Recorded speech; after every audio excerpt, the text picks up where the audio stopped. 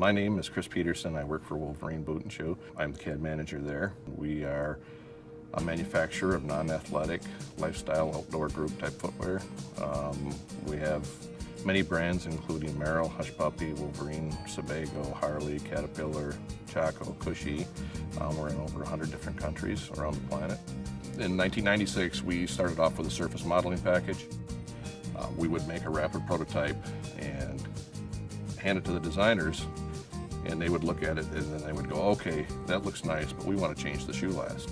So what happened at that point was, because it was a surface model, there was no parametric constraints on this model, nothing to go back to in the tree. It was a complete rebuild.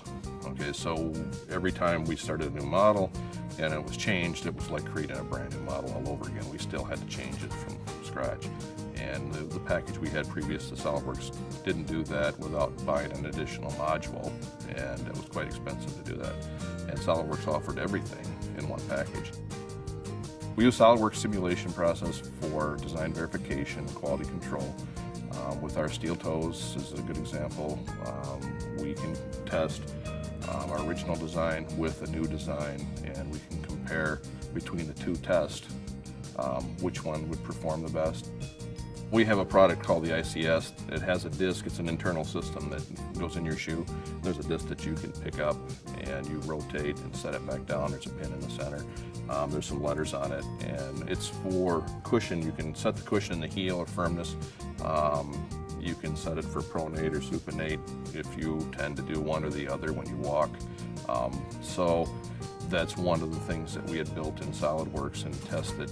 What we did with the composite toes, to make a model or a mold, okay, they would try a design change, send it out to have a mold made, and if that model failed, then that mold cost was basically thrown away. What we had done with our testing is we could compare design changes in the computer. We knew originally that this particular style, passed the test, or this material passed. So we had something to go by. That was our control.